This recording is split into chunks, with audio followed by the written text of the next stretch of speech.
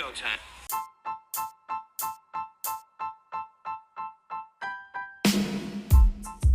The boys are back. That's right, Florida Man Sports is here with another exciting episode. So just sit back, relax, and enjoy the ride. This is Florida Man Sports.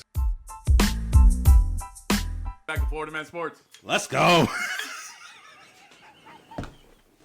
All right, Let's go. I'm not going to take this week's episode. We will go over everything that went down in the NBA, all the off-season signings, extensions. You got it there. Perfect. There we go. There we Let's go. go. Now we're going to go ahead and start it off with obviously your Orlando Magic and Miami Heat. We're going to go ahead and bring up the entitled rookie season of Bronny James that started. We're going to close the show with our NFL being about a month away. We're going to close it out with our divisional picks. We're starting this week with the NFC and the AFC East.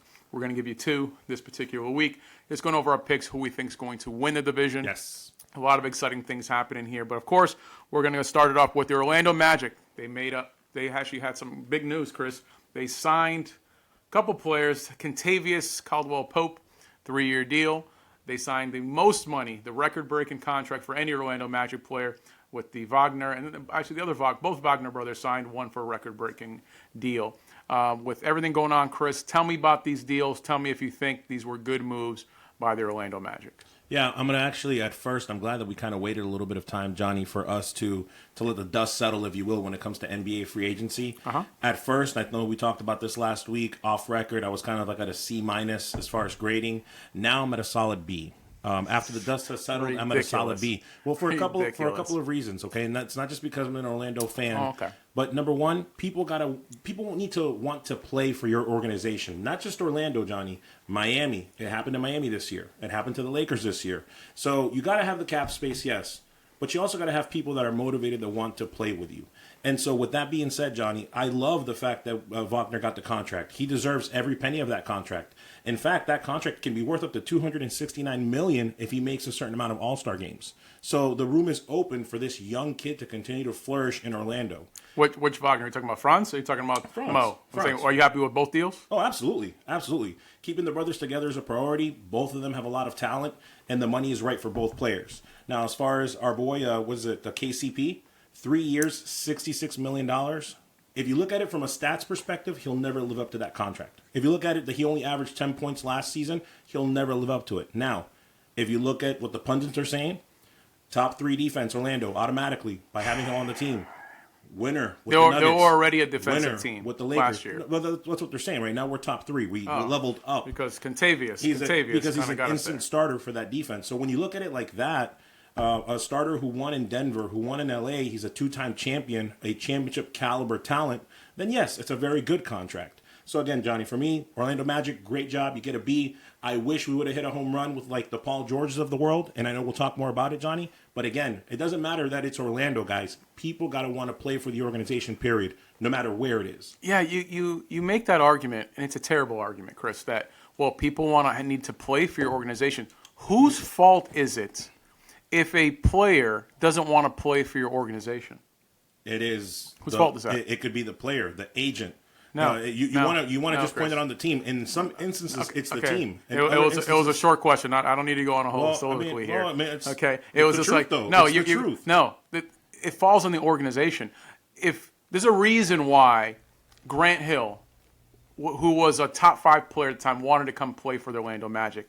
There was a reason why Tracy McGrady, when he was a top 5 player in the league, wanted to come play for the Magic. If right now we cannot get any premier talent to come to our organization, that's not the player's fault. You're over here saying, well, we can't make them. That's the job of the front office, to have an enticing, not just an enticing offer, to show them that this franchise is about winning and doing everything you can. It worked out with certain front offices to get that premier talent.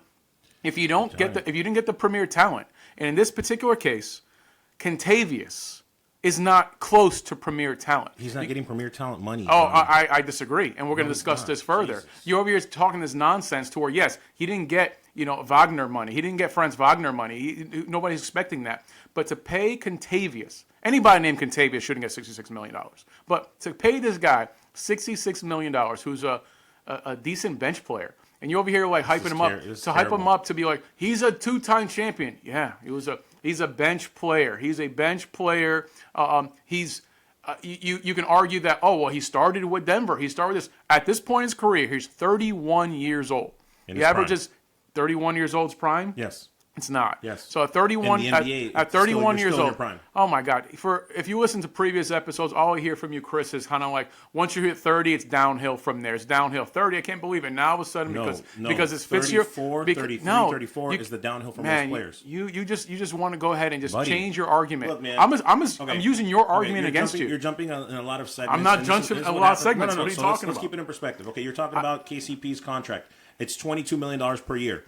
In NBA free agency, you can't even say his name. That is the third because it's ridiculous. That is the 13th ranked contract per season out of all free agency. So this guy's sitting here saying that this guy's overpaid, yet players above him like Nicholas Claxton, Miles Bridges, Tobias Harris, are getting paid way more per season, $26 million, $24 million. Yeah, better players. So again, this idea, this idea that you have in your head, you got players that double their stats. Okay. You're wrong. No, I'm not wrong. One person, one person in SI, ESPN, CBS, not one person at all is saying that this contract is an overpaid contract. But Johnny, what does that tell you, folks? Come on, man. You got to have a better argument than that. No, and furthermore, you didn't even let me have the argument. You come in because you want to sit here. Do me a favor. Do me a favor. Keep your furthermores. I'm tired of hearing your furthermores. You want to sit here. Furthermore, you want to sit here and roll over on teams and say, "Well, it's Orlando Magic's fault." On 18. Grant Hill, Grant Hill 18. wanted to play for Orlando. Tracy McGrady wanted to play for Orlando. You do realize that the only free agency piece you do understand this was Paul George. Right? That was the only piece? That was the only major max money piece. That was the... According to the money and according to the facts, Johnny, that was the only... I like how you added max money. Yes, it wasn't the only... Okay, if you heard previous shows, you know the boy I wanted was Klay Thompson. Klay Thompson fit the needs that we needed in Orlando Magic. That's funny. That we needed on that. Klay Thompson. Okay, continue. And we're going to get into talk about more. No, continue. We're going to get into that later on. But the point is that Klay Thompson signed for less money than Cantavious. And we'll get into the details on that later when we kind of go over all the free agents. Would you look at that, folks? So Klay Thompson took less money to go play in Dallas than take more money to play in L.A. Why, Johnny? Because he didn't want to play for the Lakers. Nobody talked about L.A. I'm talking about the Orlando Magic. Terrible. I like how you can't keep a conversation regarding the Magic. This is what I'm talking about, the Magic. And when you make an accusation like people don't want to play in Orlando, people don't want to play in Orlando, I'm going to say, well, Johnny, guess what? Other players got to pick their home too. Sorry to tell you this, Chris, but I'm just making accusations. Okay. These are facts. We had a plethora of free agents, and you're always here. We had one premier, whatever you want to say. There were plenty of free agents. The top name was obviously Paul George. But out of the other free agents that were available, we got one, and it was a bench player that averaged 10 points a game, and we paid him $66 million. That's a problem. Okay, I'm not mad at the Wagners. I mean, Mo Wagner's getting like $8 million a year, which is like, hey, that's a great steal. Keep the brothers together. Giving this kid the most money ever for Orlando Magic player. Hey, I value loyalty. He's been there. The kid's average, I think at his height of his 25 points. So I think last year was what 20 points, about 20 points per year. Yeah. But at the most he's ever averaged, I think about close to 25. But still, it's a solid player that we've developed. We got there, so I'm fine with that. That's not a big deal. The fact that people are looking at $200-something million, that's the market right now. And your argument is that's the market. That's the market for Wagner. It is not the market for Cantavious Caldwell-Pope. That is an overpaying for a player that's not going to give you that. Is he the guy that's going to get us over the hump? Is he the guy that's going to get us into the second round or the Eastern Conference Championship? Well, it's clear. No, it's not. I'm going to answer the questions as you're throwing it out there. I don't care if it's a rhetorical question or not. That's actually what Orlando Magic is hoping, because here's the deal. They're hoping that Paulo Banchero takes a step up. They're hoping that Wagner also steps up with his new contract, Johnny. So, yes, they're adding a final piece who is a starter, by the way. He started for Denver both seasons. Mm-hmm. He will be a starter for Orlando, folks. I might add. He's telling you. Oh, yeah, for Orlando he will be, but he's a bench player. A starting defender at shooting guard. And this guy wants to tell you. He's a solid this guy wants to six tell man. you that he's not. So regardless of the fact it's a great contract for Orlando. It's not a great contract. It's a third-year player option, which I'm sure he's going to opt into because at that point, sure he is? Oh, because at that point you're going to be going to the for what he's getting paid. Finals. Actually, no. I'm sure. I agree with you. He's definitely opting in because nobody's going to pay him the money he's going to get paid in the third year. And again, I stand by what I said from the contract perspective. It's the 14th best free agent contract, and Johnny here would have you believe that it's an overpayment. It's a terrible contract. And speaking of terrible contracts, let's go ahead and switch over to your boy's son, Bronny James. My boy. Your boy LeBron James, favorite player of all time, Chris. His son, Bronny James, he started his entitlement tour. So he's starting up right now. He should have never been drafted, but he gets a contract in the neighborhood of, 4 years, about $8 million, Chris. This is a guy who shouldn't have been drafted. Maybe at best a two-way contract. He gets a ridiculous deal. What's your take on your boy's son getting that contract, Chris? Same thing like everybody else. Maybe you don't want to say it, but we will. It's an overpayment. It's I think the richest contract for a second-round pick. Last I checked, and it's something that he'll never play up to. Is it? Yeah. And he'll never play up to. I think the last one was $200,000 was like the biggest guaranteed money. So it's a huge jump. I mean, listen, this is obvious that this plays hand in hand with LeBron signing the 2-year extension. So it's just ridiculous. I mean, we're not going to get too much into the whole Bronny thing here. It's just I feel bad for the Lakers, who's been held hostage by LeBron James. And Absolutely. You guys are pathetic. I'm sorry. You allowed this man to go ahead, not only, hold you guys, it seems almost every year, like a hostage on his contract. Then he went ahead and muscled and getting his kid this contract. And the thing is that as a franchise, you guys could have went ahead and still got him undrafted. Nobody was going to draft him, pick them up, give him a two-way, or do something that way. But you allowed LeBron not only to negotiate, but you have to draft him. And who are you kidding? You know that's how it went down. You knew that you wanted LeBron. This is what you did. And it's pathetic. The Jeannie Buss has done a terrible job, with this particular LA franchise. The Clippers have been a much better team over the last 5-6 years. You have, and everybody wants to point out to that bubble championship. That bubble championship is a joke. Anybody who's not a Los Angeles Lakers fan for the most part recognizes that. I get it. It's in there. You have the ring. Congratulations. But anybody who watched it in this era have seen it. They don't respect that ring. So I don't care. As far as I'm concerned, it's a half a ring, if that. I know Chris doesn't necessarily agree with me, but that's just my take. Because if you watch the season, you know that I guess the NBA did what they had to do, but that's a joke. That's a joke. Not at all. And you're kind of jumping again. But as far as the play-in, or not the play-in, but the Orlando championship. Because it's in the bubble, right? So had Orlando don't attach I get it. It was in Orlando. Don't attach our city to that. Man. Had Orlando won that, I would not be saying that it's that. So therefore, I'm not going to sit here and say that LA didn't deserve it because they won. They won fair and square. They beat Miami, if I'm not mistaken. Yeah. So they were champions. No, for me, everything other than that was correct, though, Johnny. Right? You got a guy here who basically, like you said it perfect. They held the Lakers hostage, but it's not LeBron's fault, right? This is what he did.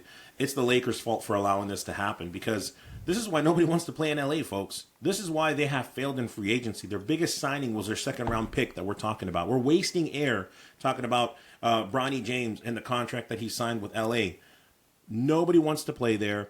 You've got, again, like I mentioned earlier, Klay Thompson, who chose another team, didn't want to play there. So the moves, whoever is doing it, whether that's LeBron James, the GM, or the Miss Buss, like you said, Johnny, it's not working out. So it's a sinking ship, and I'm going to go on record right now. I don't see, unless they make some type of drastic 3-team blockbuster trade, Johnny, I can tell you right now, LeBron James has decided to finish his career without another finals appearance. And I feel firmly about that, unless some tremendous blockbuster trade happens. Well, we discussed this a couple shows ago, and it's the same thing I had mentioned to where LeBron, he's committed to making this move for his son. If he wanted to win a ring, he would have went somewhere else. He's going to attempt to win a ring, but it's not happening. The West is too strong. He's not going to. Picking up Bronny is it's a great story, father-son story, and I'm happy on that end. And the fact that it's just a father that went ahead and got a job for his son, but it also it shows this sense of entitlement. It shows how money gives you options, and it sometimes gives you options for your kids, and that's what worked out for Bronny. No disrespect to Bronny. Right, but that's my point, Johnny. Because he did everything that he did, this is the remainder. This is why they are where they are. So what has that gotten them, Johnny? Think about it like this, right? You've got a coach that we already talked about has zero coaching experience or caliber of winning anything in the NBA level, and the mess that they made with Bronny James. And now you have this to show for it. Nothing. Zero. And that's my point. So, again, I'm going to stand by my statement. They're not winning anything. LeBron's done. I mean, all you're doing is taking my statement from like 3 episodes ago. But ultimately, here, it's very clear with zero big or even marginal free agents signing with the Lakers, they recognize the dysfunction that is the Los Angeles Lakers. Because we're on the outside looking in. If you're a player, you have your agents. They know something that we don't know. They see what's happening with the Los Angeles Lakers, and everybody's avoiding it. There's coaches are avoiding it, players are avoiding it, and you're saying that the biggest signing was Bronny James. No, Bronny James averaged 4 points in college. That's my point. The biggest signing in L.A. was a 40-year-old coach with no coaching experience whatsoever, and that's pathetic. That you went ahead. But yes, coach. I mean, that's the biggest signing. They sign. I don't know if you know this, Chris. You have to sign. Coaches have to sign contracts. Yeah, but we're talking about players, Johnny. That's low fruit. Come on, bud. That's not low fruit because the biggest signing. We already know that the coach wasn't qualified. The biggest signing, if you want to talk about, is their first-round draft pick, but. Ultimately, nerd with the calculator. Yeah, no kidding. That's their first-round draft pick, but the Bronny James is just a headline. It's something that we're looking at. It's something to talk about. I feel bad for the kid a little bit because ultimately he's not going to live up to. Obviously, he's not going to live up to his father's hype. And then you're sitting here playing with this kid, so any little thing he does, they're going to look at it like, kid, you shouldn't be here.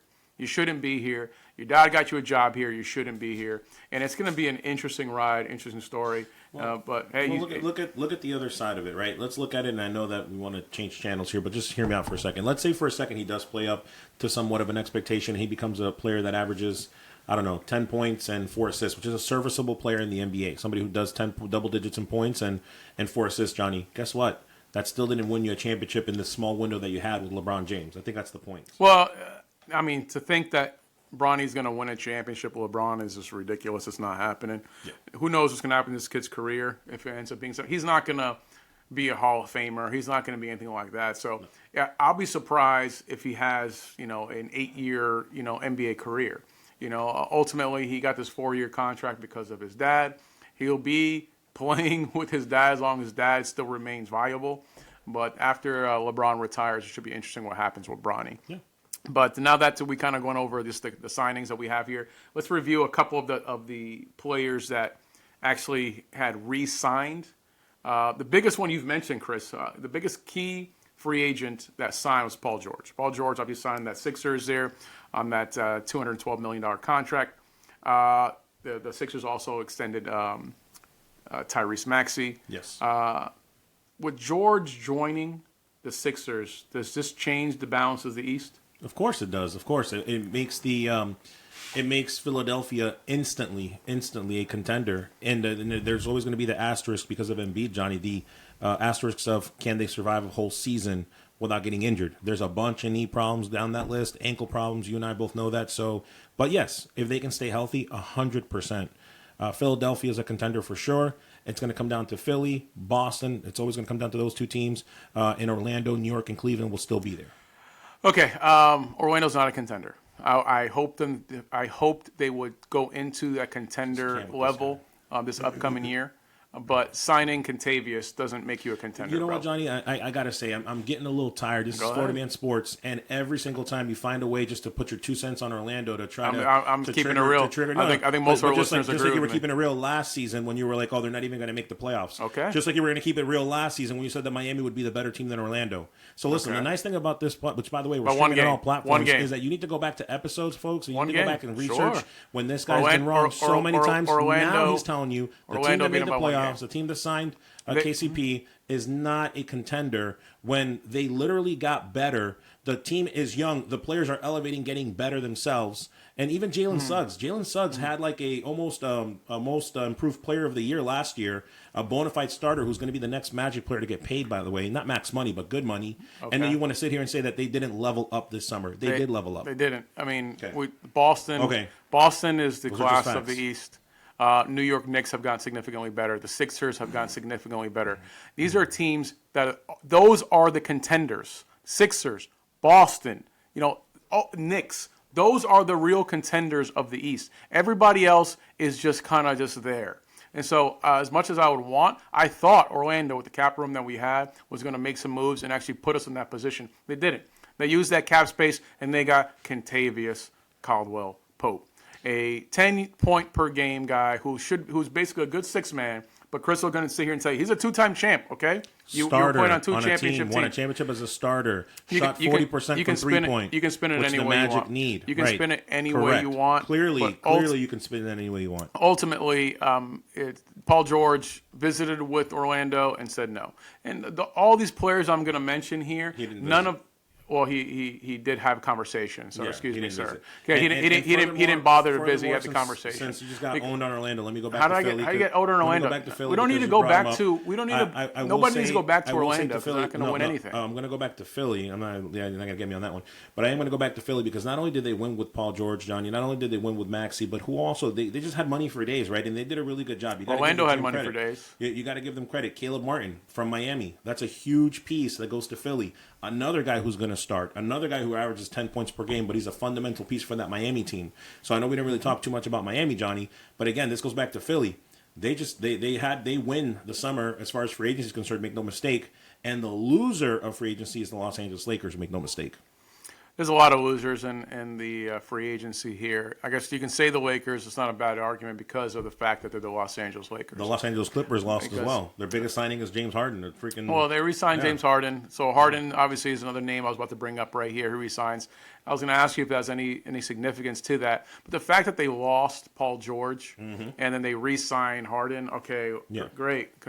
Great. And then what happened? Westbrook signed. He's, $4 million. He re-signed his deal with the Clippers as well.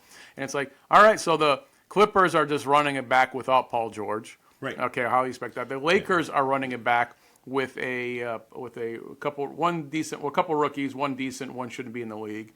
It's not a bad argument there in terms of the Lakers are just. The LA teams lost, man. The LA teams lost this free agency this summer. You have Klay Thompson, which is the guy that that I really wanted with Orlando. He signs with the Dallas Mavericks. He signs on a 3-year deal, $50 million. Now, that's my argument. That's what gets me so upset. And whenever I bring it up, I bring up the fact that Klay Thompson went ahead and signed for less money than what Cantavious signed here with Orlando. And what does Chris do every time? Well, he said no to LA with more money. The point is that people got to want to play here. It's the job of the front office. It's the job of your GM. It's a job of your president. Is your team president to go ahead and get that. Prove your worth. Make this Johnny, a destination people want to go to. But you want to sit here and be like, well, it's not their fault. It's the team. These people, the big names that have played for Orlando. I'm not talking about the ones that we drafted that were here. But the big names, that went ahead from Lewis to Hill to McGrady, to Francis, any of these guys here that came here. They came here because they had a front office that sold them on Orlando, that sold them on, hey, this is a spot we're going to win, this is a spot we're going to do some things here. The fact that they couldn't do it here, it proves the fact that the same reason that players are looking at LA and saying, no, that's dysfunctional ownership, that's dysfunctional front office, I have nothing to do with it. It's the same thing in Orlando. So they're selling the fact. No, sir. No, they're selling. Because I see you getting all heated up over here. I see you getting heated up over here. Finish Lorraine. Ultimately, they're looking at our ownership, they're looking at our coaching. They're looking at those things, and they're saying, that's not championship basketball. And I don't want to be a part of it. And you can get all upset about it as a fan. Right. I want Orlando Magic to win multiple championships, but I don't see them on that path. Not what this we've been talking about this for years, Chris. Okay. Outside of the show, of waiting for this year for Orlando to make some moves. Okay. And the moves they made are pathetic. And then now you want to go ahead and argue that, well, the players have to want to be here. That's on ownership. that's on the front office. Orlando Magic failed.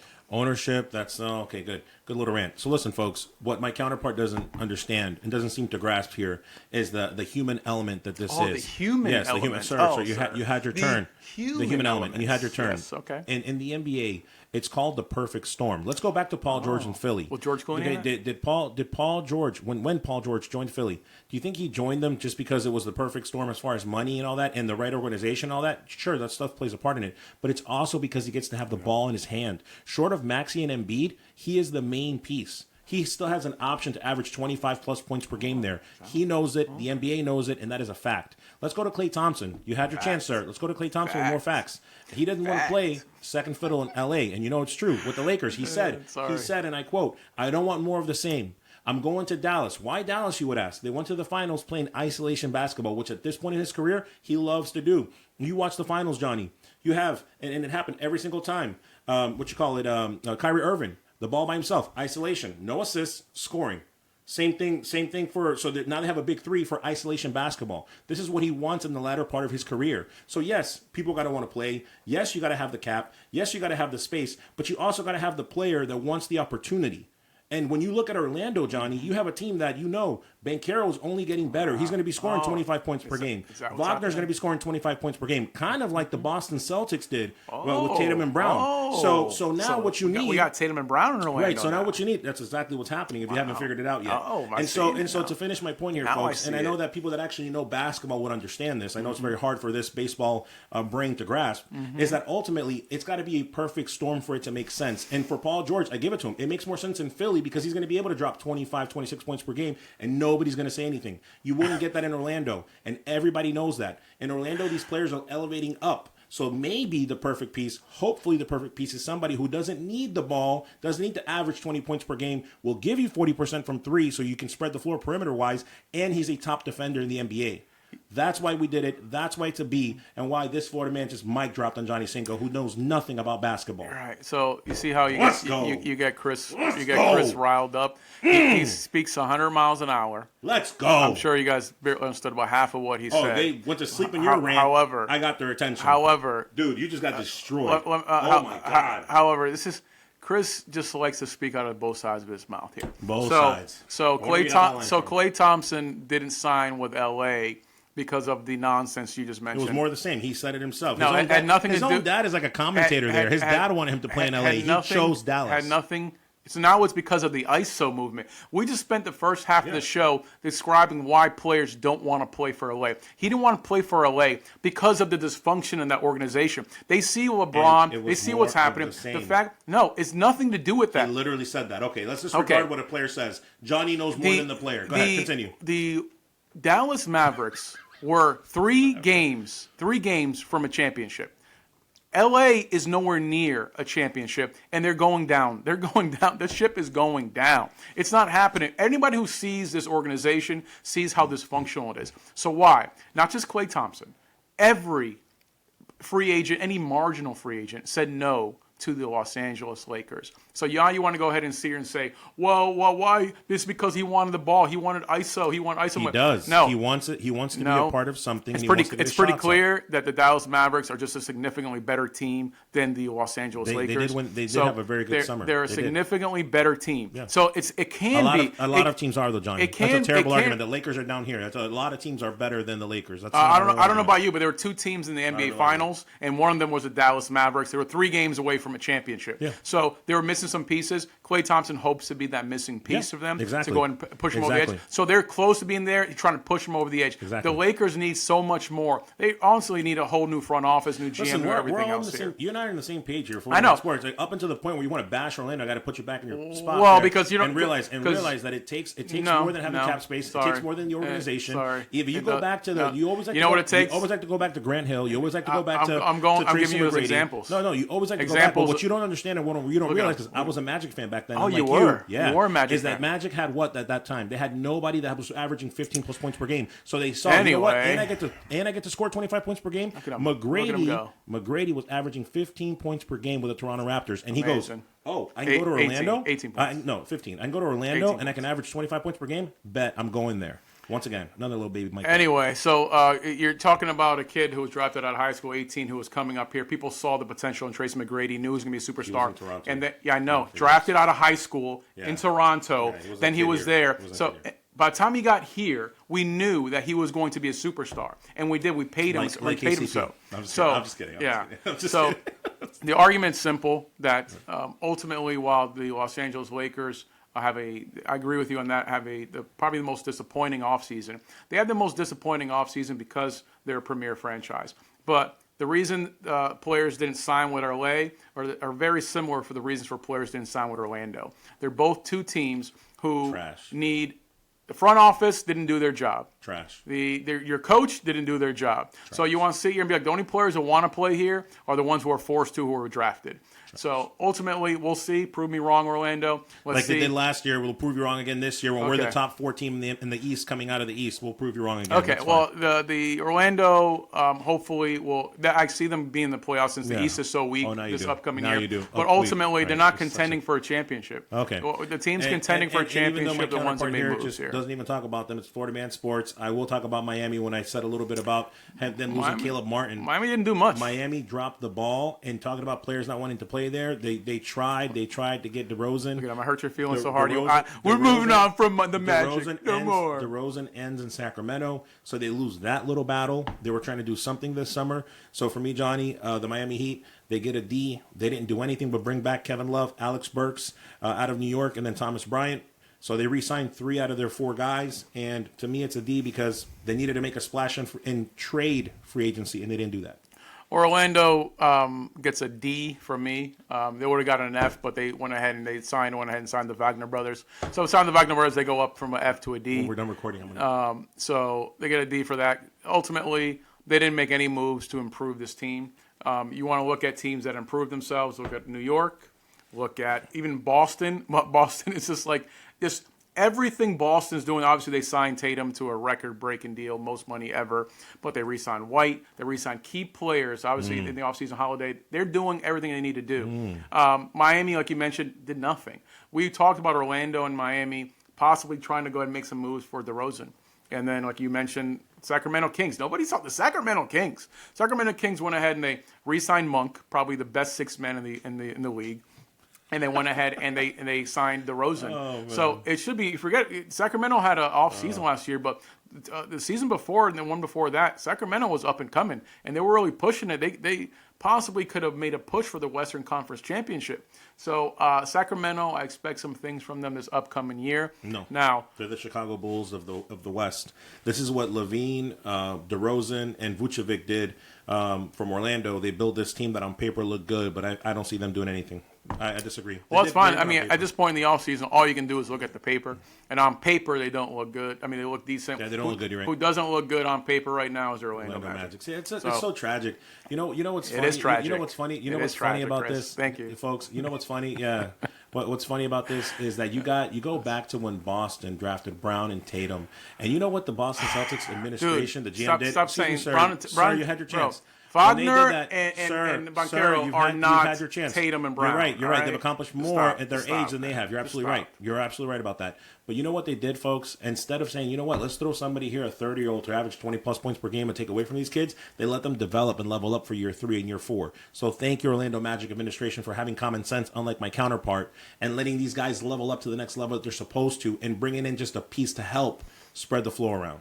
Yeah, so we'll see what happens. This guy's terrible. We'll see if the great Cantavious Caldwell-Pope can bring us a championship to Orlando. Okay, but I don't know, Chris. We went over everything that we needed to talk about here with the free agent period. I'm trying to think of this. There's no premier names really left. There's a couple names here and there left that need to be signed with the NBA. But no you honestly see the Orlando Magic improving. I'm asking you. Don't worry, I'll give it to you. I'm asking you. You got Daddy beat you up. You want me to beat you up again? No. Don't ever refer to yourself as Daddy. Put a whooping on you. Don't ever refer to yourself as Daddy. What you got? No, I'm saying you honestly see with the improvements that other teams have made in the East.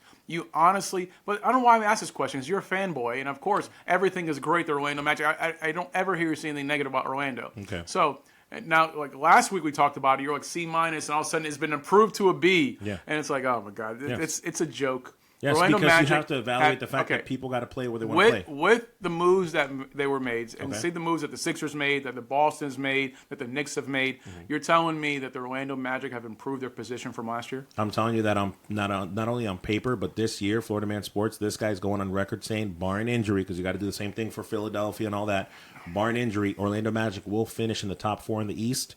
Guaranteed. I don't want to say top 3 to jinx myself, but I think it's probably going to be top 3, but definitely top 4. And it's going to be, again, it's going to come down to Philly, Boston, Orlando, and then whatever other team, whether that's the Knicks or the Cavaliers, but it's going to come down to that. Let me get this straight. You have, with the Knicks, the moves they've made, you have the Cavaliers possibly taking their spot.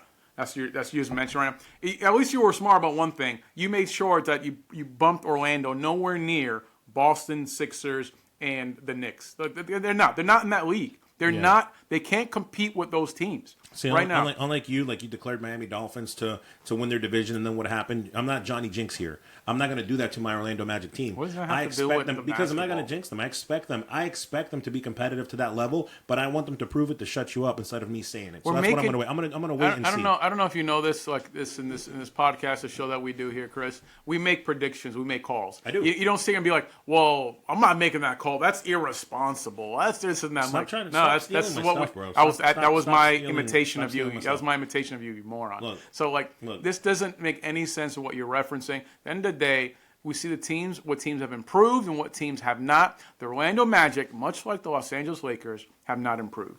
I love how he's so adamant about Orlando to get a rise out of me, and meanwhile he just blows by the fact that Miami didn't. Oh yeah, and they didn't, and then he's back to Orlando. We referenced that. Miami didn't do anything. Listen, folks, this is the end of NBA free agency. We will talk here and there about it, but for the most part, Johnny, we're turning the page, if you will, on the NBA season. A great one that it was. Switching gears to Johnny's point, we did say that we were going to talk about each division. We're going to grade them, Johnny, as we get ready for football season to start. Yes. Okay. Let's give them a double hitter. Did I say that right? Yeah. Okay, let's give them a double hitter. In the NFL, let's go AFC East and NFC East, Johnny. Let's rank them. Okay. Let's start with the NFC East. NFC East. All right. 1 through 4. Who do you got? We'll start with last place here. Last place, no big surprise, the Giants. Giants losing Barkley. Really? They lose Xavier McKinney. They lose Darren Waller to retirement. So the Giants were not very good to begin with. They're running it back with Daniel Jones. You losing your best player, you lost to your rival in your division. So it's the Giants. The Giants are going to be in last place in that division. I don't think that's a big surprise. I mean, Giants fans might want to say that, no, Daniel Jones is going to have a rebound. This is his year. He's going to show what's up. Well, I'm sorry, but hey, prove it, but it's last place. Number 3, Commanders. They have some rookies there. Obviously, Jaden Daniels, their quarterback they just drafted. Austin Eckler, they went ahead and signed, and Bobby Wagner, their linebacker here. So they're going to make some moves. The Washington Commanders are not going to be that terrible. I mean, they're not winning a division, but I have them in the 3 spot there. Do you know Washington the coaches? Commanders there. Yes, I know the coaches, but Okay. but ultimately, obviously they got rid of Rivera, so they're going to. But ultimately, still.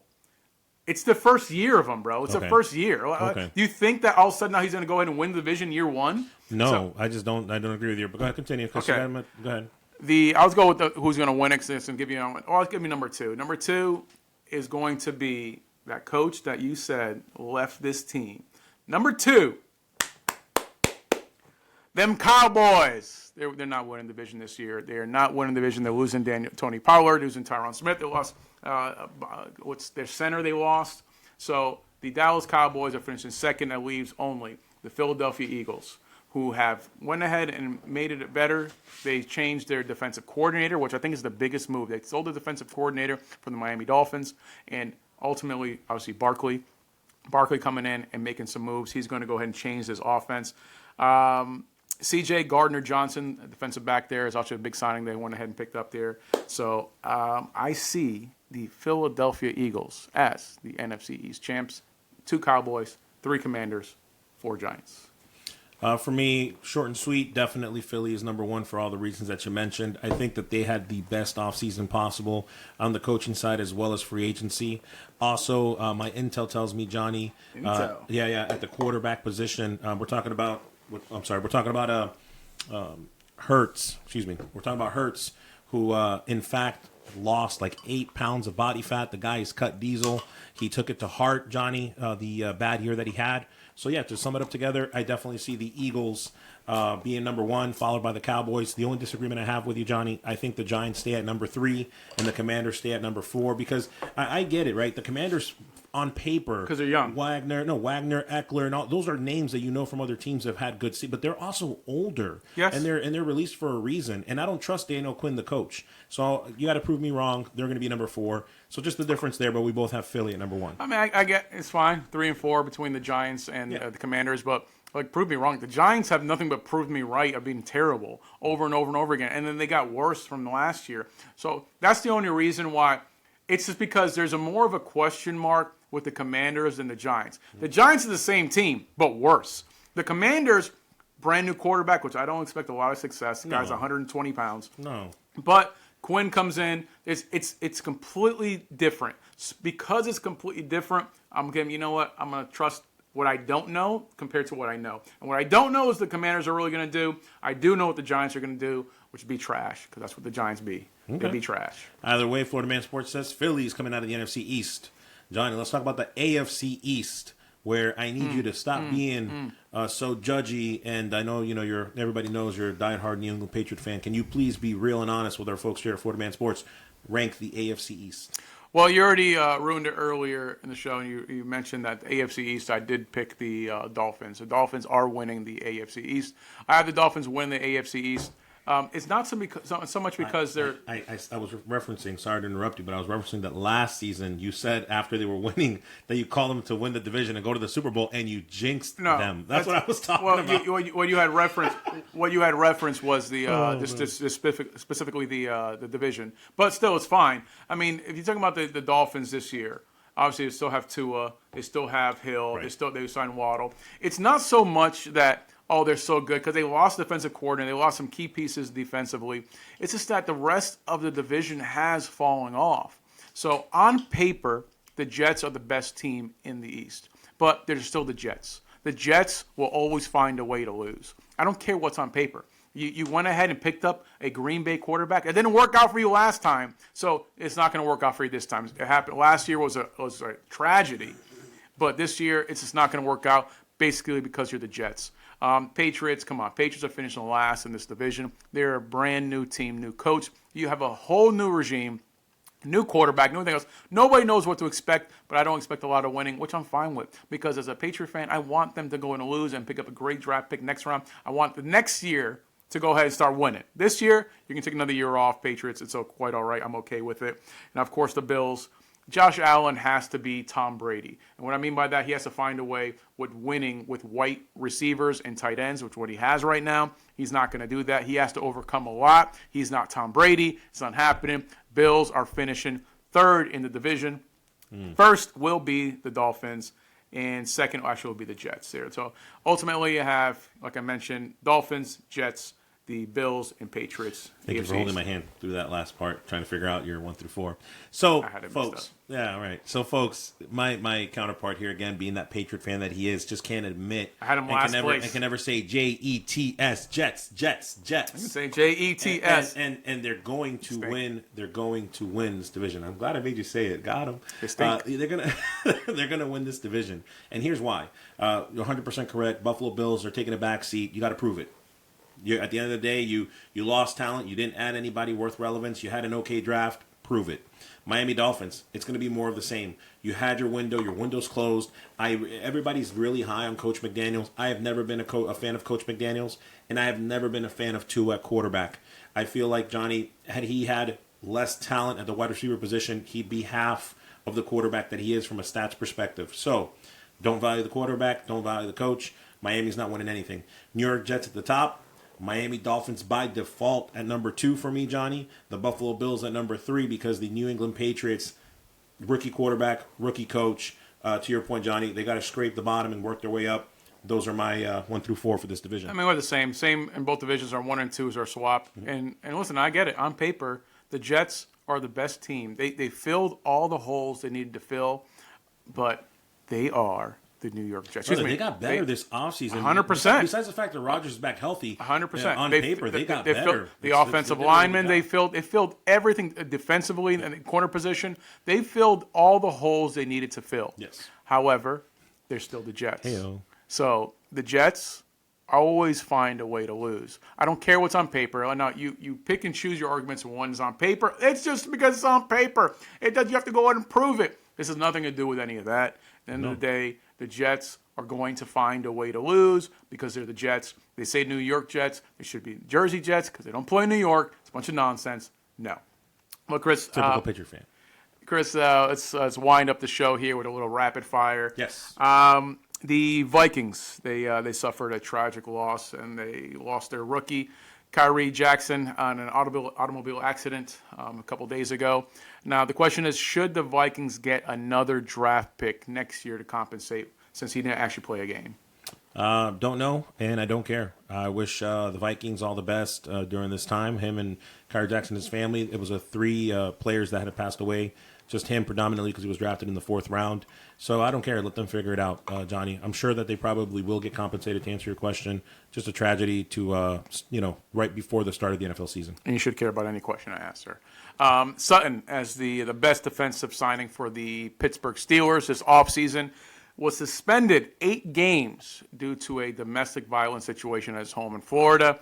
Does this put a big dent in the Steelers' chances this year, Chris? No, because I'm not very high on the guy as far as talent, and the Pittsburgh Steelers were aware to a degree of what was going on, so they were expecting this.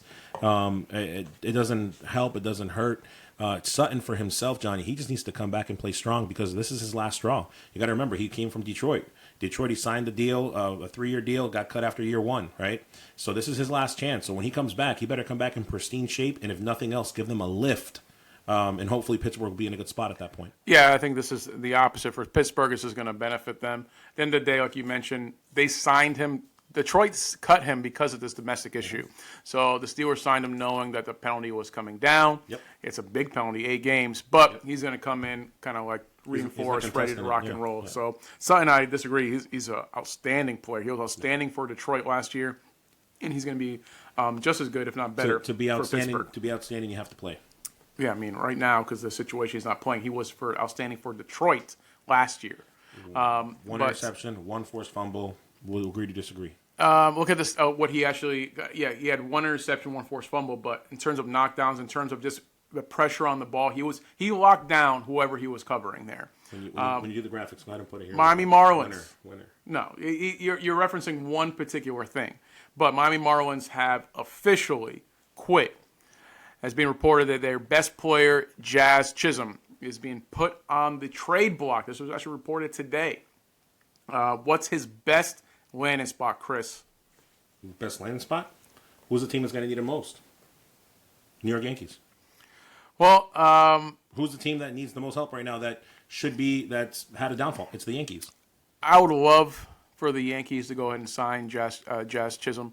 The problem is that with the Yankees is even though we've fallen off the cliff a bit, we have Soto, who's on that 1-year deal. There's certain things in place. I don't see us making this deal, not just because of the money, and people are like, oh, well, the Yankees have all the money in the world. They're going to have to give up Dominguez to get Jazz. Dominguez is our top prospect. People are scratching their heads why they haven't brought him up yet. I know our rookie right now, Rice, is doing very well, but we're not giving up Dominguez, and the Marlins are going to want Dominguez. So for me, that pushes the Yankees out of that particular mix. Where do you see them? The Phillies is good. I do like it. They do have the farm system, but it's the same division. But since it's the same division, they're going to have to give up even more so. So that's why I'm like, okay, the Phillies are out because of it. Right. So Yankees are out. Phillies are out. I think it's going to come down to, God help me for this, it's going to have possibly the Houston Cheaters. They have they're making a run. They're 2 games back behind Seattle. So the Houston Cheaters may actually make a move to go ahead and pick this kid up, or the Arizona Diamondbacks, who actually might make some moves. They have a good defensive center fielder, but they don't have the one who just defends, but also has the bat that Jazz Chisholm has. Regardless, I mean, the Miami Marlins, I mean, we knew they were going to be terrible this year. 26 games back in their division. 26 games back. Good job, Miami. Last year, you guys made that amazing move by went ahead and letting your GM go because you wanted to give her a boss when she was kind of handling things. She was already the president. Control, yeah. And so Ann Kim should have been running things there. But Miami Marlins still on a free fall. They figure it out every couple years for 1 or 2 years and win a World Series, and then they just disappear for a decade.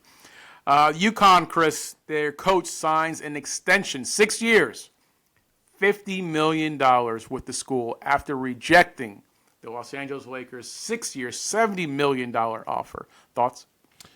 Putting a bow on what another great show. Please like and follow us on all platforms. Johnny, I want to say that to say this. This goes back to our point. Perfect show here, Johnny. Perfect segue too, brother. Nobody wants to play for LA. This was just a money move from him. You got to remember, Dan Hurley actually signed the previous year contract.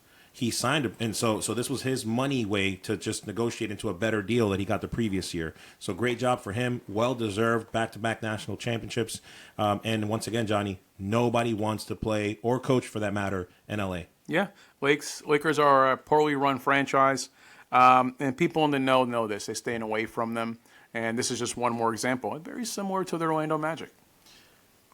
See, I was trying to be the gentleman there and great, perfect, because it was a great show, and then you just want to go try to put the dagger in the back. But that's what happens when you get owned. I get it. Daddy had to show you, hold your hand throughout this. Can you please stop referencing yourself as daddy? To show you how it was.